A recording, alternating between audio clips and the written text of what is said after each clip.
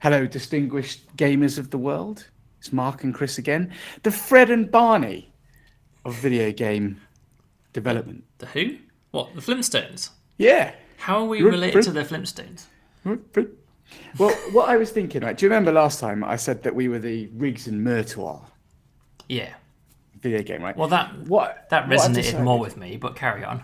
Yeah, well, see, what I've decided, right, is that you are boring, right? Right. And you are going to want to call this Alpha 2, right? That's what you're going to want to call it. That's right. Say, yeah. This is Alpha 2, right? But that's engineer speak, right? Not commercial speak. So what I'm going to do is I'm going to bring flavour to them so that then in years to come, when people can talk about the epic Fred and Barney update. Okay, yeah. Do you see what I mean? That's what this is the Fred and Barney update. Yeah. Did you just pull it out of your ass, or is there some sort of connection that I haven't understood yet? Mate, it's author's intent. All right. It's author's intent. And AI, ChatGPT couldn't come up with that. Do you think so? I am excited. I've had too much coffee. I need to calm down.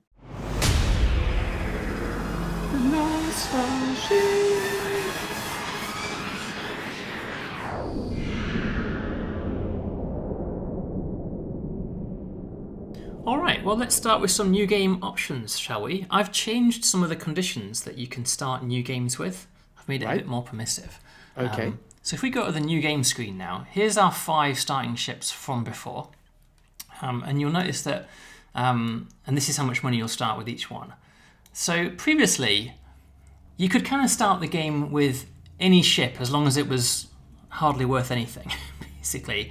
And you couldn't really meaningfully start the game with a ship that you found on the Steam Workshop, because any ship has always got kind of 700,000 credits worth of equipment on board just to be a minimal functional ship, you know? It was a crude attempt at sort of balance, wasn't it? Yeah. I didn't want you to be able to just start the game in like some Battlestar Galactica finished vessel, you know? So I've opened it up. And I've opened it up so that now the ship can have a value of up to 1 million credits. Okay. But more importantly than that, what I'm actually counting is just the ship hull itself, not the stuff that's inside. Right? Okay. So if we scroll down to Steam Workshop. Look at all these ships. Yeah. So here's some Steam Workshop ships that I signed up to recently. Right? They look really cool. And these are in their fully functional form, right? But you could never start the game with these because they're far too valuable. They're worth like 4 or 5 million. But the empty hull, just the starting fuselage, is within range. Right. So I can click on this, say SOS Hallodrone randomly. Right, it has a hull value of 679,000, which is under the limit. And when you say begin game, the game starts and strips that ship down to just its raw fuselage, right? Nice, yeah. And that's how it brings it in on budget. But then I also do a nice thing. I also deliver all the equipment that you're pretty much going to need from the beginning. Your starter pack, your seed capsule. Your starter pack, because you always need a reactor, you always need a fuel loader, you always need a little bit of fuel and an FTL drive, right? It's like the bare minimum. And so I've kind of taken that 450 grand worth of, like, the first thing you had to do was go to trade and buy the same items, you know? Yeah. From this menu. And it always added up to the same price. So I just thought, well, why am I even making that a thing, you know? Yeah, you're good at that. A lot of people wouldn't necessarily pick up on that, you know, trying to find out where the grind is and kill the grind. Because it's not fun, is it? You want people to we want the game to have replayability, and we want people to be able to go, look, I really want to play it with that ship. It looks incredible. Yeah, that's right. That's right. And there's no decision to make about the equipment, the initial starting equipment. The decisions begin when you start placing that stuff, you know? And so it just gives you access to a much, much larger range of starting ships, you know? And I don't know, there's something quite cool about it, because it just opens up the Steam Workshop for the beginning.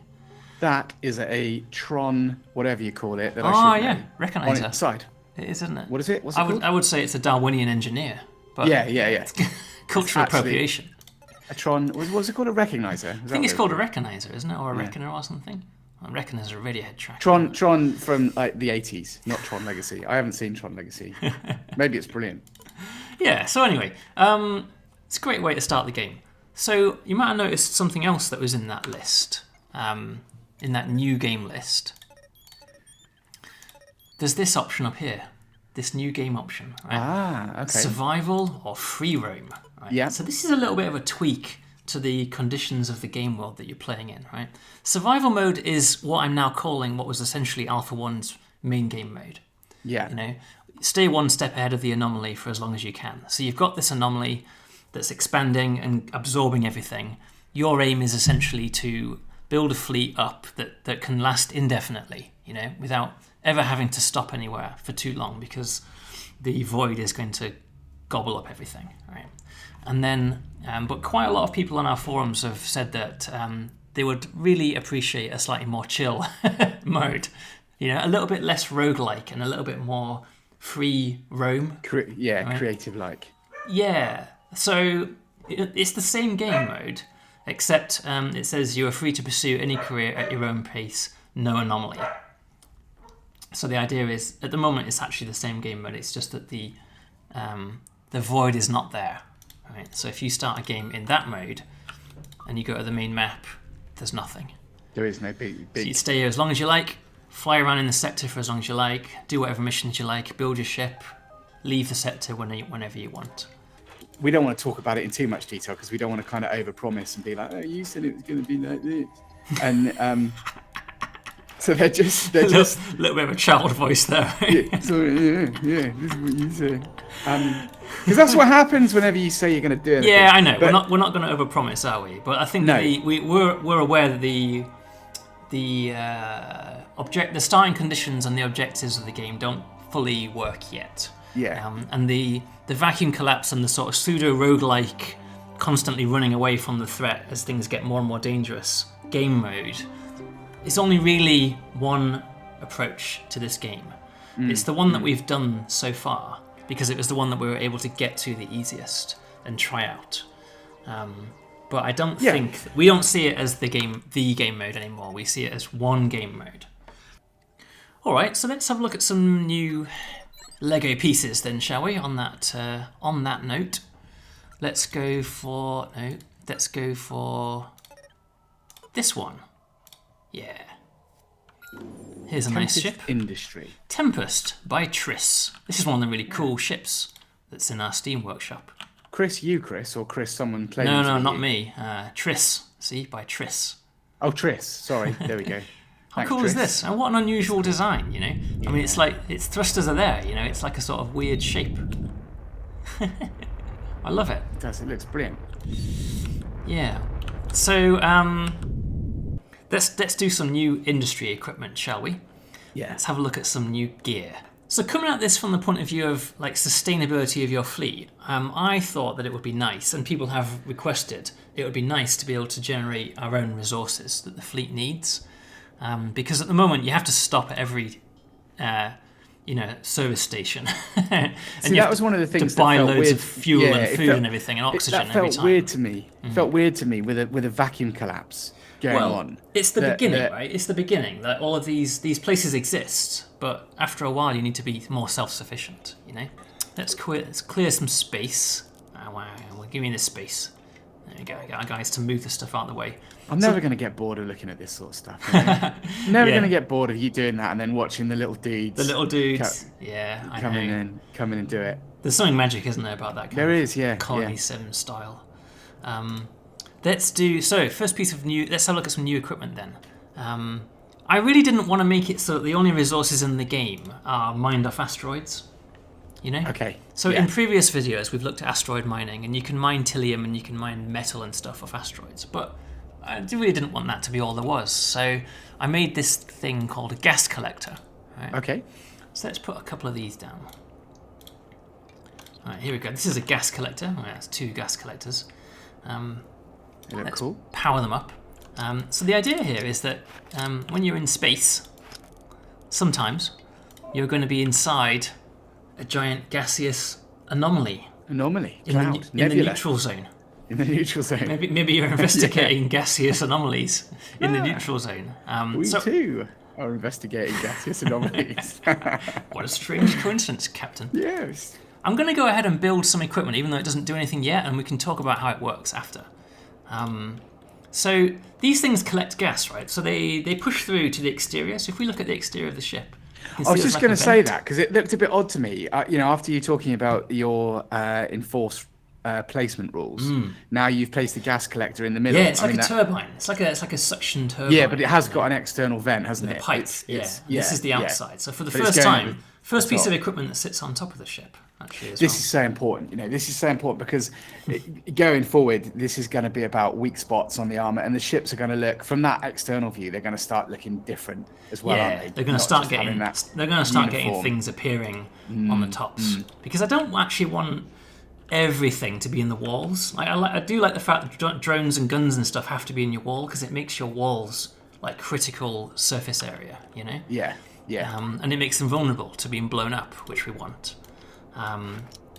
But some stuff, sensor arrays and the like, giant dishes and things, don't see any reason why they need to arrays go there.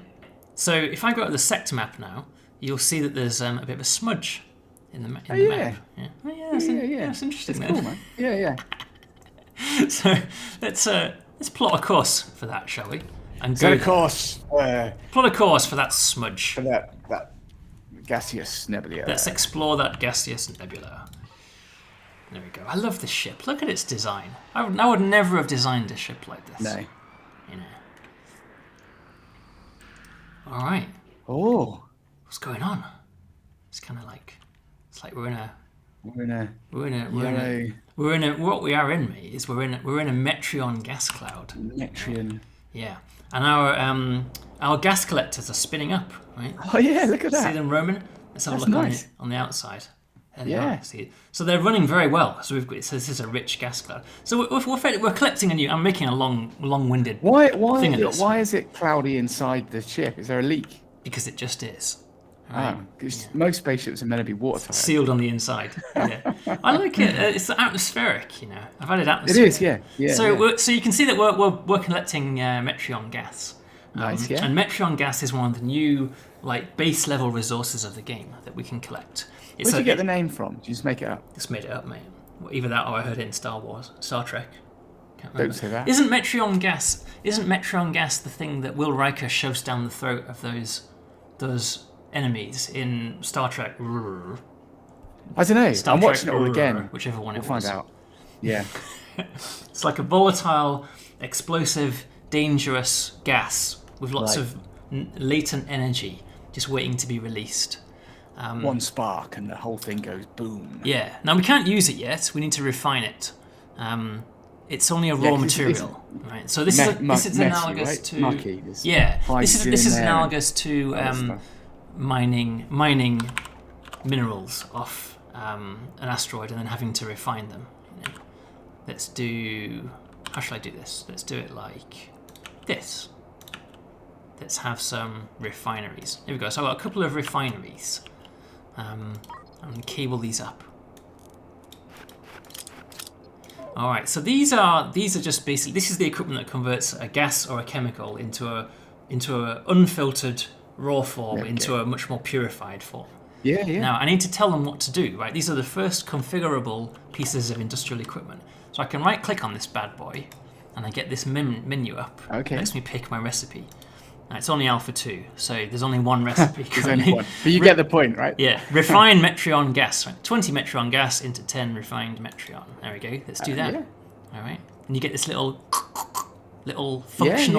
functional diagram of what it does. Nice. So let's go to pipes view. You can see Presumably you're going to need a tank to pipe it into, right? Yeah, so we're accumulating Metreon gas up here. Yeah. So let's pipe unrefined, that in. Dirty Metreon, grey Metreon. There we go. That's now going in, right? And then they spring into life. Hey, that's nice. Right? And you can see this thing starts to give you a bit of a hint about its internal state. So its output line is static and red because we're not taking the outputs anywhere, and that machine will now block. Right, it's blocked because it can't pump its output out. Right. Make sense? That little screen that you had there, that little interface widget, right? If you had made this game in 2000, the entire game would be that. That's right. That's your level would have been zoomed in on that, wouldn't it? Yeah, that's your level of artistic Thanks for that. ability. No, I don't mean it. I Appreciate don't mean that. to. I don't mean that in an offensive way. It's just, No, just I to mean, say that you've your got- artistic abilities are non-existent. No, but well, they kind of are. But it would have been like that, wouldn't it? You know, and it would have been like, now Yeah. we'll place down the I refinement. mean, that's But exactly would what have been- that's it still exactly would what have I was been going for, right? I was going Yeah. for the schematic, functional presentation, of what that device is doing, because it tells you that you can tell from this that this is functioning correctly. Its input buffer is always full, Yeah. and its output buffer is flowing. It's actually showing you the rate of pumpage as it pumps out into the output. And also, I want to see at one point the circuit diagram for the ships. Yeah. That's going to be the underlying model, right? Oh, and then yeah, you could render the ship as a circuit diagram. Well, I guess that's kind of what this is, isn't it? That might be where this ends up, Yeah, This- it could end up there. 'Cause Yeah, this is going yeah. to start doing that because These we could take those yeah. animations and put them onto these lines.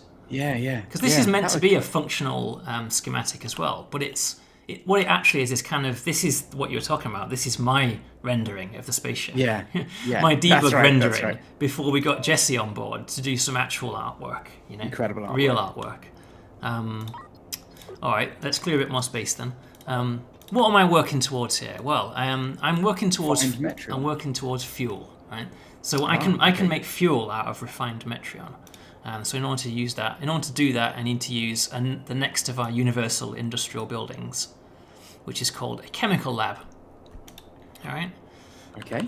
So, chemical lab.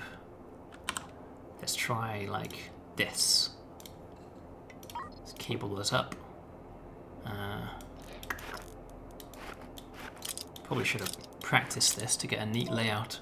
So there's our chemical labs firing up. So these work in the same way. They're a recipe-driven piece of equipment, right? But these are more like an operator stands in front of this and tells it what to do with multiple inputs, producing an output. But not yet, because we haven't got that far. But Well, that's we've the got plan, some. So you Have we? right-click on this, right? Yeah. And now you get this list. But look, we've got more items, right? But I mean, we don't have an operator yet. We haven't done that No, part not yet. yet. Yeah. But planned. okay, cool. So we've got 3. We've got 3. So let's do make fuel, right? Refined Metreon into fuel. I'll do the same one here. Make fuel. And here, I would have done make explosives. make fuel. Oh, I know you would.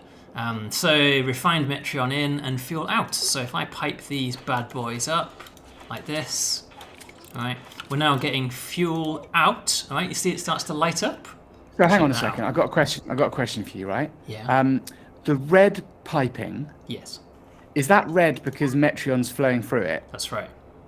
Okay, so, So red, these are the pipes are always coloured based on the resource that's running through them. So Oh, right, okay, the okay. blue pipes are your oxygen. This is your oxygen system up here. They're sort of cyan sort of Pre-existing. thing, aren't they? Yeah, they're sort of cyan coloured.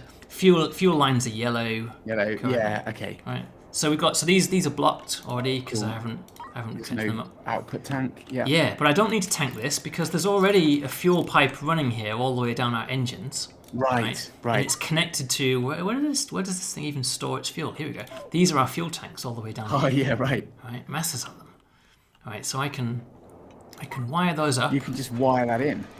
And now it's part of the same nice. network. See, this is one of the fundamental concepts that a lot of people struggled with. This idea of a sort of fuel pressure pump that you call a loader, because somewhere there'll be a loader, won't there, on this, which Yeah. basically pressurizes that whole fuel system. That's Once how you're I up and think of running, it. yeah. I mean, That's how it's I like think an of it. equalization system. It's like the Yeah. fuel, the percentage fuel here is the same everywhere. Yeah, This yeah. network of fuel is 2% occupied. So Factorio would be completely fine with this, but your engines would only be receiving 2% fuel pressure, right? So they would stutter out. They wouldn't be very powerful because you're not flooding the engine with fuel when it wants it, Right. right? Because there's just a level of fuel in the system. Yeah. And so Factorio would tell you need to put a pump in that pressurizes one end of your system and sucks in from the 2% end and fills up the other end to 100%. And we'll probably go there one day, but Yeah. not yet. Eventually, we'll get there. But Yeah, at so the these are quite moment- cool, aren't they? It took me They absolutely are forever very to cool. get these colours animating. The colours Yeah, and yeah. the colours and the pipes actually reflect the inputs and outputs of your recipe. So red Metreon gas in, yellow fuel out. So that's okay. now a functioning, self-generating fuel system. Right? We're now That's brilliant. effectively self-sufficient in fuel, so long as every now and then we pass through one of these gas clouds. And the thing that's cool about that is that you didn't design that ship, right? Yeah. I mean, these are two key things, right? Number one, you didn't design the ship, so you've now converted that ship You put your own mark on it. That's right. And the other thing, and it's a principle that I think we need to talk about, that our plan is to not render old ships obsolete, right? As we go forward. That's right. That's something that I'm not promising that we won't do it, because every now and again we're miserable, right? We have miserable days, and we decide we're gonna take it out. We on certainly the won't game. break any old ships. Like you'll never get a dialog box that says you can't load this ship from Alpha 3 because this is Alpha 4. We'll never do that. But you will get, like, old ships will obviously not be self-generating fuel because they just don't have that capability. And new ships will. So what else can we do? Well, as you rightly said, I can right-click on this and I can change my mind. You said let's make some explosives. Well, I like the idea of that. I can change their recipe to make explosives. Now, the one thing that didn't happen there that I was desperate to happen was all of the engines blew up. No, nothing blew up. You're now pumping explosives into the engine. Well, I'll tell you why, if you don't mind. This pipe is no longer doing anything, right? It's not outputting anything, because explosives is a physical item. So rather than there being a pipe out, there's now a physical item, which you can see in this widget here, slowly filling up, right? So we're slowly filling a box. Like, these are what our resources look like in the game, boxes. So I can effectively disconnect that pipe, no effect. So the output of a chemical lab is not always a piped output. Yeah. Sometimes it's a canister, a thing. So what can we do with explosives? Let's get. I would really hope that we can blow shit up. Well, that's kind of what the clue's in the name, isn't it? Let's bring in a new munitions factory. Ooh. Right. Whoa. Here we go. Cables. Why is that doing... I've just noticed that... Oh yeah, no, that's correct. So let's cable that up. Here we go. So these are new. Everything needs power. These are new. So these are a little bit of a throwback to the workshop. Yeah. Prison Architect workshop bench. Right. In the sense that they're obviously a manned bench, They're an equipment bench where you make things. And these are also a recipe-driven bit of equipment. So I can say to this thing, I want you to make... see a paradigm a generalized expandable paradigm of production. And here's the things I can make. I can make railgun slugs. I can make cannon shells. I can make bullets. Right? Yeah, The 3 types of ammo that exist in the game. So cannon shells, for example, 1 metal ingot and 1 explosives gives me 1 cannon shell. Pretty simple, right? Let's set that one up. For this one, bullets, 1 metal ingot and 1 explosive. It's actually only a fraction. 1 metal ingot and 1 explosives gives me 50 ammo. Nice, yeah, because you're thinking they're small, right? Yeah. It's like small arms. And the last one, railgun slugs, 2 metal ingots gives you a railgun slug. It's not even an explosive. So you can see the crew are now taking the explosives out of our chemical labs, right? And they've loaded the first 2 up. See them under the desk? Oh, yeah. Let's make a little storage They don't seem to care too much about the explosives. They're throwing them around. Yeah, they're fine. It's a dangerous environment. They're pretty hardcore, aren't they, these guys? I think they're kind of like... Think of it as like...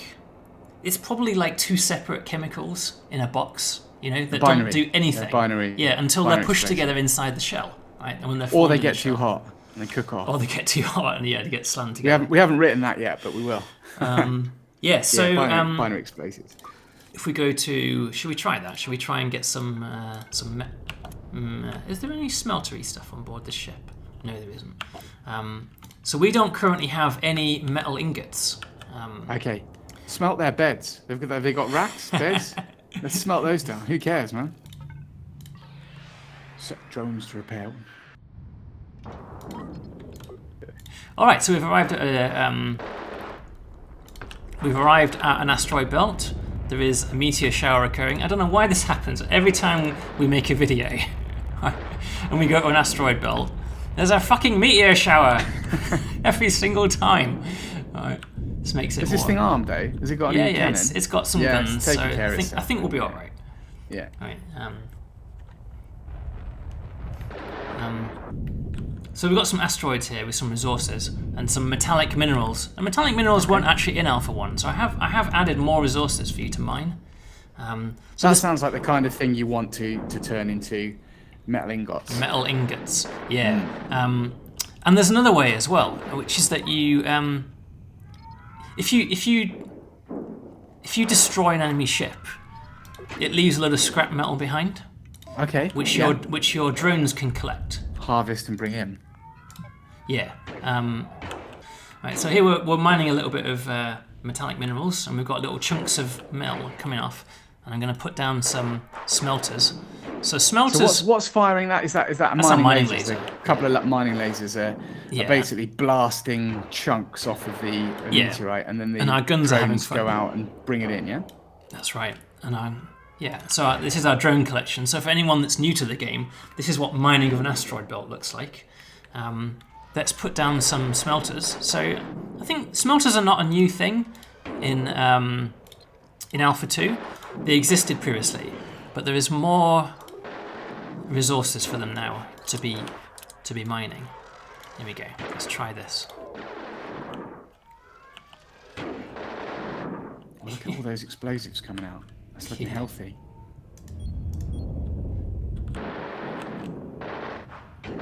Alright, so once again though, this is new. I can right click on the smelter and I can now choose what I want it to refine. So I can refine metallic minerals into metal ingots, right? I can also refine scrap metal into metal ingots as well. And so if you blow up enemy ships in combat and then harvest their wreckage, that's a perfectly reasonable place to get your replacement metal from, which I quite like because I don't necessarily want to force everyone down a mining route, you know. If we wanted to, there was a mining vessel just over here. See this ship? You could go and blow that up and harvest its metal if you were that way inclined. If you're having a bad day. Yeah. Metallic minerals. There we go. So our smelter is very similar to the other stuff. The difference being that a smelter has to sort of heat up before it can do anything. So you see, it's now that it's loaded with metallic minerals, its internal temperature is rising, but it's only when it reaches 100 that it actually starts processing. Right, so it's like I'm already playing around with the generalization, you know. Oh, that's nice as well. That view, I like that. Can we do that? We don't have enough crew. That's our problem. This ship doesn't have nearly enough crew. All right, so metallic minerals being made. I'll fast forward this bit. You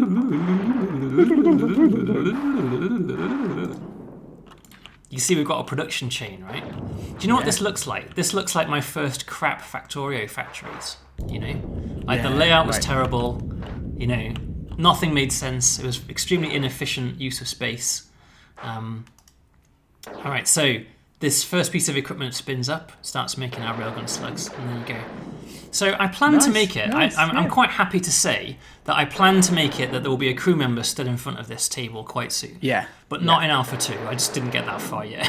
You know. But it's obviously a piece of equipment that a crew member will have to operate. But I quite like the fact that it's your own crew that's carrying stuff around, because it makes way in the future for more automation. You know. Like, do you remember the Scuttlebots from Red Dwarf? Yeah. I want the Scuttlers. I want them to do this for you, right? Imagine how cool it would be if they were loading stuff out of these smelters and just running like a fixed loop forwards and backwards, you know? Like a really efficient, grab the metal ingots from here and put them up here, you know? So they're just doing that forever. Because the humans will always, they'll always do what they think is the most important current activity, you know? A difficult thing to balance as well, because scutters will be cheaper in terms of resources to run. Right. Yeah. But they need to obviously break down every now and again. Yeah, humans have to be able to do more stuff. They only do one thing though, right? A scuttler would just run backwards and forwards on a fixed route, like a patrol route from Prison Architect. Yeah. You know? It's like the operation is fixed, so it can't cope with anything bad happening. And similarly, you know, explosives has been made in this chemical lab. We've run out of Metron gas now, so that's seized up. But you could have a robot arm right here that just moved the explosives directly into this munitions factory, this munitions bench.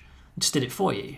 That starts looking super cool as well, doesn't it? Yeah, and then you could have a sort of Boston Dynamics robot arm attached to this table that's doing the work. Do you know what I mean? So I plan to make it so that more and more automation becomes a thing. Okay, so So we're now making our own fuel, and we're making our own bullets, and our own cannon shells, and our own railgun shells.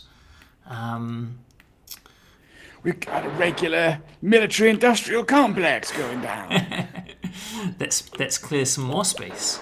Let's get rid of all this junk we don't need. Cannons, docking ports. Yeah. Clear all those out the way. I've got one last piece of gathering equipment to introduce you to. Is the hyperspace scoop.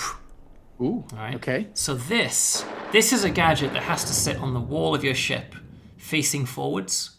Right?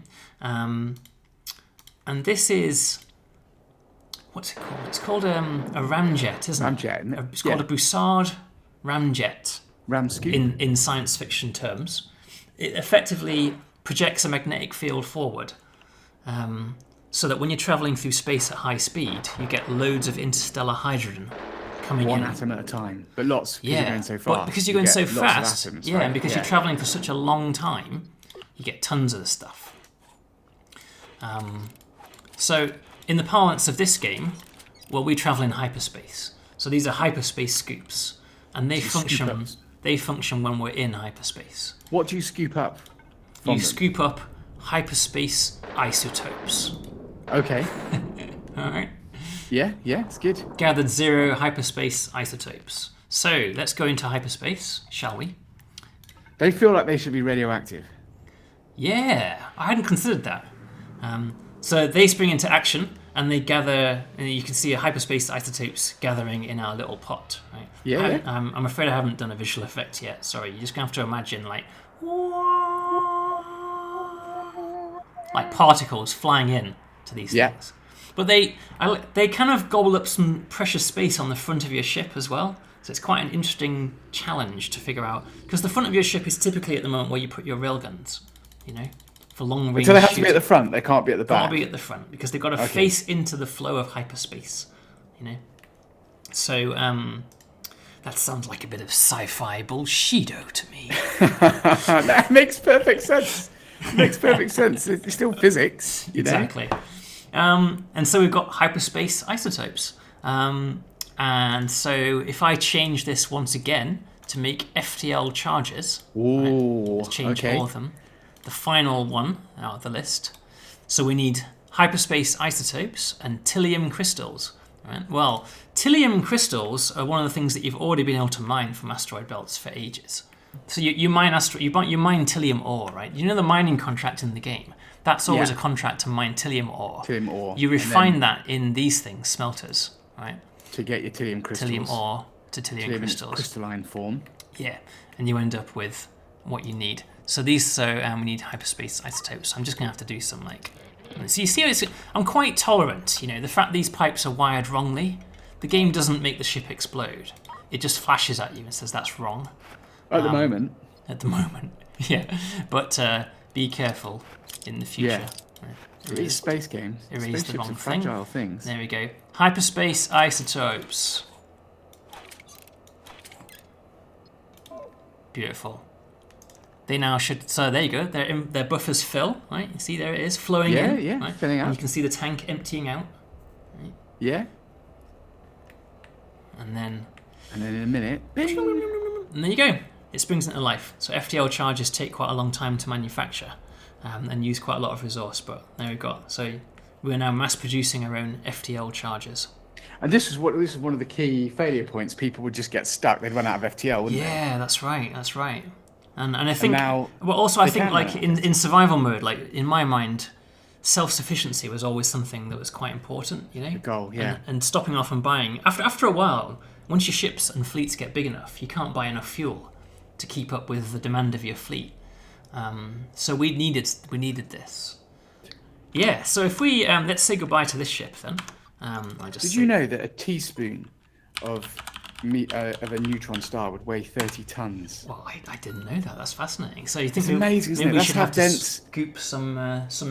Where would you store your? It doesn't feel like you could put that in a medium tank. No, it's crazy, isn't it? I mean, it's just like, and all that it's ordinary matter. It's just that's how dense it is. Yeah, it's incredible. There's a joke in there. Well, I look forward to you finding it. I'll write it. Yeah, put it out for 3.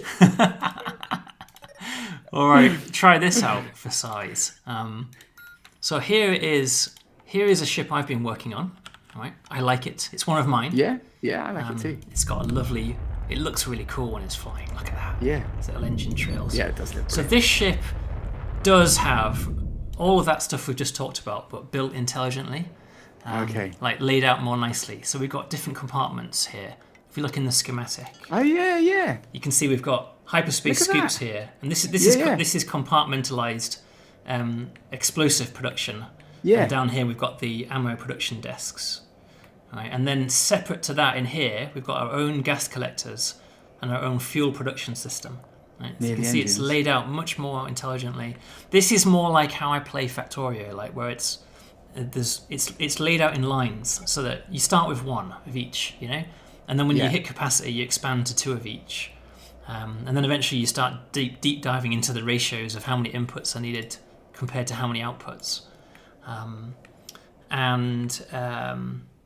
so we've got a separate array of smelters in here, and down here is where we're making all the FTL charges. Nice. Yeah. It's cool.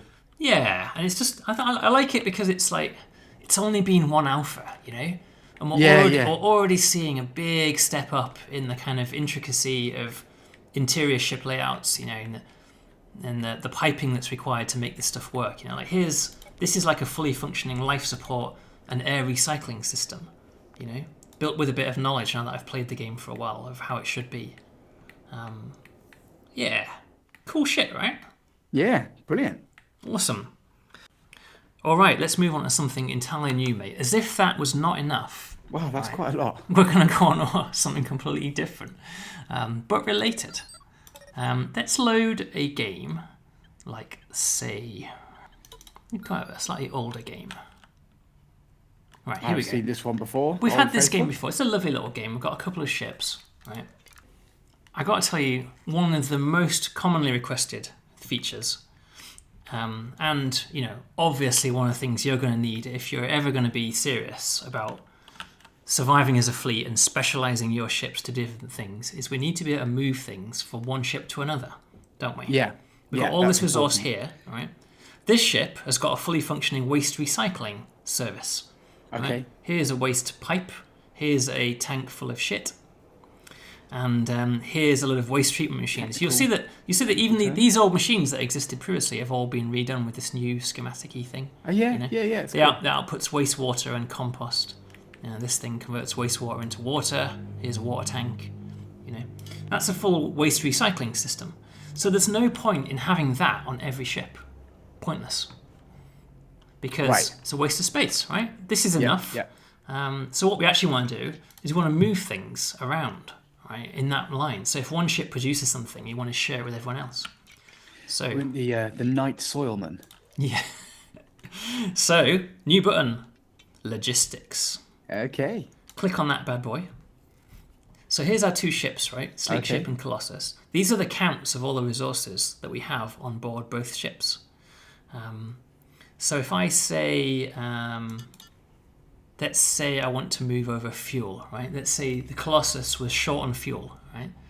So I can say fuel, 1, 2, 3, 4, 5, 6, 7, 8, 9, 10. That's nice. Yeah. Right? 10 fuel. My crew immediately leap to action, right? And you can see them carrying the fuel. They're actually carrying it to the drone bay because our ships aren't anywhere near each other. Loading it up. Right? And so for the first time ever, our logistics drones have a new capability. Right? They can now service requests to move things from one ship to another. And they just take them to the drone ports on the other side, right? And they drop off. And so there you can see our crew unloading the gear at the other end, right? So they'll just sit there and they'll just fulfill that request. And you can use it in either direction, right? Obviously I can send from one ship to the other, but maybe Colossus, maybe I want all of your cannon shells in return, so send me 10 of your cannon shells back. You can enable it and disable it by clicking on fleet logistics, just like that, and they'll actually turn around mid-flight and take it back. All right, I'm telling you, this is like quite a serious AI challenge because it's potentially many to many. You know, like you could have 10 ships and they could all be sending things to each other. So you can. The other thing you can do, this is interesting special cases in this. I could send over like Colossus has only got 4 drones, right? Sleek Ship's got 22. Right. I can send drones over. Right? Yeah. So I can say, I send 10 drones over. Well, drones can travel by themselves, right? So they'll just lift off, move from that ship over to that ship, and kind of rebind themselves with this ship. And now this is their new home, you know? So just with one click, I've just redistributed my drones between multiple ships. I've got a vision in the future of like Colossus hoarding the toilet roll, and then crew members Dear going. Colossus, HMS Colossus, we have a critical shortage of blue roll over here. We're using flight manuals, and we've used the hyperspace computer electronics repair manual, and we think we might need that in future. Predictions suggest that we'll be onto the sandpaper next week, so we really do consider the situation critical at this stage. So if you could just find it within yourselves to share your fucking loo roll with us, then we'd really appreciate it. USS Colossus out. I like that. Human element. That. Yeah, that's good. I like that. Or when the crew go over, right, nick in the bog roll. So suddenly, like, surreptitious bog roll transfer. They come to visit, and the captain's like, "You're not here to visit, are you?" Yeah. I don't believe right. You're here to steal the bog roll. What do we want to talk about? Well, it's a nice view of the nebula. Yeah. So, where are your bathrooms? Bog rolls stuffed down your pockets and in your trousers.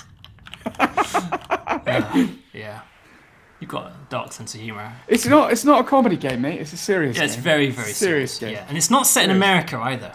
No, it's not set in America. It's not set in our space. It's set in some other space. Yeah. All right. Well, let's. I've got more to show on that. Let's find. I want to find. Oh, it's nice. That looks really nice. Is it new? Yeah, it's nice planetary backgrounds and things. Yeah, It's getting a bit more visual variety now, especially with the nebulas and things that it's really showing cool. up in the game. I'm just trying to go to a shipyard to find a ship that we might want to buy.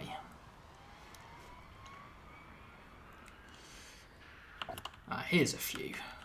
Yeah, these will do. So this is a shipyard with some ships for sale. Ooh, that one's nice, isn't it? Yeah, it's cool. Carrier frigate. Here we go. This one. So let's say this is the other common use case, right? The thing about this logistics stuff that I've done is it's no use when you buy your first additional ship, right? Because I'm going to buy this carrier ship, right? Where's it gone? I'm going to buy this carrier frigate. Right, there we go. I've bought it. Yeah. It doesn't have any drone bays, right? It doesn't have any logistics drones. Doesn't have any drone bays. So I can't use the logistics system to fill this ship up. Okay. Because there's nowhere for the drones to land. Right? And this is a very common use case because the first time you decide to add a second ship to your fleet, you hit this point, right? And you go, well, I've got loads of stuff on board Sleek Ship. I've got spare engines, I've got spare reactors, I've got fuel, I've got everything. FTL drives, yeah. How am I going to get it to everything. here? Well, previously there wasn't any way to do it. You had to go to the trade screen and buy more. Well, you no can more. Drone bay, can you? No, because there's nobody there. Now? Right? There's right. nobody Okay. there. Yeah. And you might not have a drone bay on your first computer. So let's talk about docking, shall we? Oh, okay. Yeah. So this ship has a docking port. All ships have a docking port. It's one of the requirements. To be a functioning ship, it must have a docking port. So this is our docking port here, and these are our docking markers. Okay. And there's the ship we just bought, and there's their docking markers. Right. Yeah. Let's bring the two together, shall we? We did that a bit stupid. Now, docking is one of those hysterically funny, difficult things that we've struggled with, isn't it? In fact, there's a whole mission type called the rescue mission where you have to dock. That's right, involving docking. Which is routinely mocked for how awkward and fiddly it is. For being a little bit tricky. I've made it a lot easier. Right? I've made it. I mean, these new guide things are already a much better visual guide of how to do it. And so I'm just using the keyboard I, J, K, and L to maneuver. I can also use can also use this maneuvering widget, right, which is now a bit more fine-grained, right, and I can align our ships. It's a little bit more tolerant now than it was. That looks like it's for the iPhone version. No comment. You make me laugh. Yeah, that's nice. So you line them up, they go green, right, and then boom. Yeah. We're docked. Yeah, we're docked. All right, pretty cool, right? And then yeah. So back to logistics screen then. Now we've got 3, right? We've got 3 entries. Oh, look at that. Yeah. So what do I want to send over? I want to send over a docking port. Have you got any? Yeah, sure. No, you mean a drone bay, don't you? Yeah. We don't have any spare drone bays. I could send over like 5 oxygen and 5 fuel. Better send them some bog roll, mate. They've been banging on about that for ages. Fine, some compost. Yeah, send them some. I haven't got any bog roll. You know, they'll start loading everything. You haven't got bog roll. So you can see them loading everything into the docking port, right? And then here it is appearing on the other side, right? Now there's nobody here yet, so the other thing that we can do, obviously, is we can send crew, right? You can't send crew via a drone. Crew aren't willing to be carried around by a drone, but they can transfer across a docking port. So let's send 10 crew. Now our crew are smart enough to know, because I know this because I did the AI programming, that there is no atmosphere on the ship they're going to, so they will put on a spacesuit before they go over, right? And there they are appearing. Right? And so you should have tweeted that as a bug of the day. Yeah. crew transfer to other vessel and immediately suffocate. Yeah, suffocate to death. And this is pretty cool stuff, right? That's this is basically how you are going to set up new ships that you've just bought in the future, you know? Yeah, so the reason why I did that was specifically for this case, where you buy your first ship, and then you go, well, how on earth do I transfer my stuff over? And now you can. But I actually went a little bit further with this. And I started messing around with it, and I started thinking about what happens to ships that are docked with each other. Okay. So let's try this one, for example. Right, here's a cool... I love this. This shipyard, this is like in progress. This is the idea of what I think a shipyard is ultimately going to look like, you know? Yeah. Like a giant structure that you pull into, you know, and it's got such a great sense of scale when you pull away like this. Yeah, and all of the work is done by like giant arms, you know. So if you go to the editor and you add a lot of stuff to your ship, yeah, you know, the shipyard, you have to go to a shipyard already to make it happen in the game. So now I'm thinking that you have to pull into this thing, you know. All right. So let's do this. Let's install another docking port in this ship. Okay. So I've got 2 docking ports, one on either side. Seems sensible. Following me. Port and starboard. And I've brought over some other ships. Right. You're gonna have a 3-way. That's another conversation. But in this game, I'm gonna connect things together. Right, so this was kind of like stuff that occurred whilst I was doing the docking code, you know? Because I just started thinking to myself, what am I actually going to do if somebody docks some ships together? Like, am I saying that once you're docked, you can't move? You know, because that doesn't feel right to me. That feels a bit weird, you know, if I just say you can't move. So obviously, people are going to be able to dock and then move ships around, right? So let's bring this guy in over here. Well, I mean, you've got a flimsy metal and plastic. Yeah, I know, but that's only how it's currently visualized. It doesn't actually work like that in the game physics, if you like. Okay. The game physics states that this smaller ship is effectively clamping onto the bigger ship now. Okay. Right? So they dock. It's more docked than. Yeah. Yeah. Okay. So this is clamped, right? This is clamped on, and this is now the master ship, right? Okay. So if I turn my engines on, right, well, the first thing I did was I made it so that only the main ship fires its engines, and the following ship just gets dragged along. But then I thought, well, no, because then if you attach 2 large ships, it's always going to be really slow, isn't it? Yeah. So I made it so any engines that are pointing in the correct direction can fire, right? And so we can kind of have a kind of like a sort of Power Rangers. Transformers. Mighty Morphin Power Rangers assemble moments. You know when they, for absolutely no reason, apropos of nothing, they would just assemble into one like mega monster, you know. And as a kid, my little mind was blown, you know. Well, I want to be able to do that. So No, you did this so that you can separate the saucer section from the engines. That's really why you did that it. would You be were just interesting, pretending. wouldn't it? So you say you could build a ship in sections. Yeah. Right? So there we go. So now we've got 3 together, and they're all facing the same way. So I had to do maths, mate. I had to work out the maths, right, to work out whether the engines could fire or not. Because this works. Right. And you'll see there is a little bit of interesting physics, right? You see how when they turn, they get a little bit out of alignment. Yeah. Because they're not entirely fully rigidly docked. You got your vectors out. Yeah, exactly. I got my vectors out. Exactly.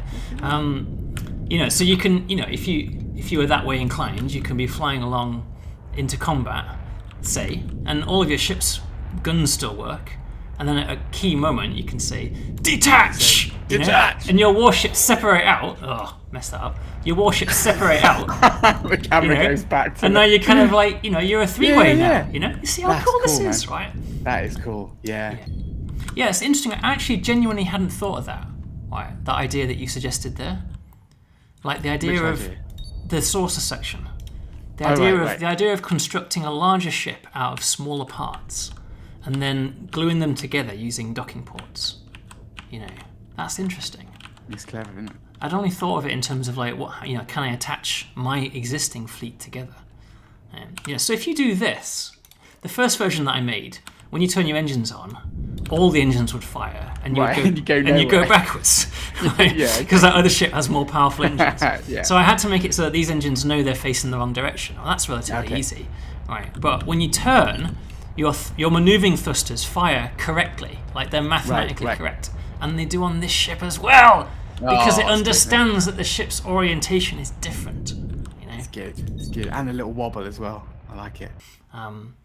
So, taking that to its extreme, what else can you do with that? I thought. This is the journey I've been on in the last few days. And honestly, this is how I keep myself interested. Let's have a look at extreme docking in industry. Extreme docking in industry. Well, I thought, what if you make a little runabout shuttle, right?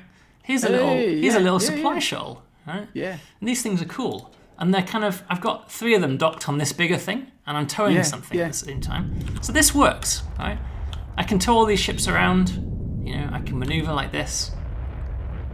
And then whilst that's happening, say I'm flying towards some item, I can go to one of my little runabouts, right? And I can just say, detach, right? And now I'm in like a little separate... I'm flying a little separate docked ship, Just going on my own little adventure, bringing this back to sanity for a second, we've been talking about ways to transfer items from one place to another very quickly, using either logistics drones or docking, right? But you could load this shuttle up with a load of gear and leave one of your ships and then go and dock with another. See what I mean? Yeah, it's brilliant. Like, it feels like it just suddenly had a lot of possibility. Right, I'm going to attempt something now, just for the fun of it. I'm going to attempt to dock whilst that ship is moving at an opposite vector, because our docking port is front on. Do you see what I mean? Yeah. So you should be all right. I don't know. Are you going to be all right? Have you got enough speed in your little... Not actually sure. Thruster? Well, this is only possible because you can't do it with keyboard, right? If I use the keyboard, my speeds are wrong, and it's binary. The thrusters are either on or off. Right. So I either fall behind or race ahead. But with this thing, I have more fine-grained control, so I can actually attempt a docking maneuver at speed. You gotta do it. Oh, what a pilot! Now, admittedly, I have had practice at this, but I don't think it's that hard. Have you done it? Almost. Right. There you go. Yay! And now I'm docked. See? Docked my little shuttle. So, I was thinking that we are in an alpha process, right? Yes. Which means something to us. And for a while, I think it was synonymous with early access, but I don't think it is anymore. No. Right? Early access's meaning has changed, hasn't it? Yeah, it's a different kind of thing. So I think we should return to that alpha nomenclature, right? Because what an alpha is to us is a way of developing a game that is effectively too complicated for us to develop behind closed doors, right? Yeah. That's right. You know, That's right. So we could have launched version 1 to start with, but you would have had to wait 2 years, two more years. You would have had nothing in the meantime, and we would have risked wrecking everything in the process because we would have had no feedback. The alpha process works for us because we financially de-risk it by having the game on sale, and we de-risk the game design because we have players that are playing the game telling us, "You idiots, why have you just spent the whole month doing industry?" Yeah, that's it. Or you've broken it, or whatever. But not many people do alpha like that anymore, do they? Most companies now, when they do early access, what they really mean is this is just a pre-release of the finished game, and the game is basically finished, but we're calling it early access. But for us, early access means this is like the minimum viable product for us, and now it's just going to be a stream of new features and content over the next X months going into years. Years. I think we need to be honest about that, because this is not for everyone, right? Not everybody wants to That's right. to do that, right? And if that's, you know, for a certain gamer that wants to come with us on this, to be part of this journey, right, to give us feedback, because we're gonna every 6 weeks, that's what we've decided, we're gonna be putting out these new videos on a Thursday with new content. At some point afterwards, we're not entirely certain, but at some point afterwards, we're going to do a live stream AMA on Steam to get some feedback around this. And we're also always keeping an eye on the Steam forums to find out what people are saying, you know, what the gamers are saying. So if that's exciting, if that idea of getting in at the ground level, influencing the direction that this game takes, and coming with us over this journey, which is likely to be years, then fine, jump in, right? Well, I can't see us getting to the end any sooner than that. I mean, the thing is, there's so much we can do with this. I mean, it's almost a curse. You know, space is almost a curse for. It's not really a theme, you know. Space. It's just kind of. It could be anything. Big, empty it could be any game in the world, which is very hard to control. And so, you know, we're trying to bring it down to the key parts of the game that we know are going to work very well. But it's going to take us a long time to really explore this and make this game what it can be. So that's it from us. Join us in 6 weeks, which is about mid-May. Keep an eye on Steam. At some point, we'll be doing an AMA, and we'll catch up with you then.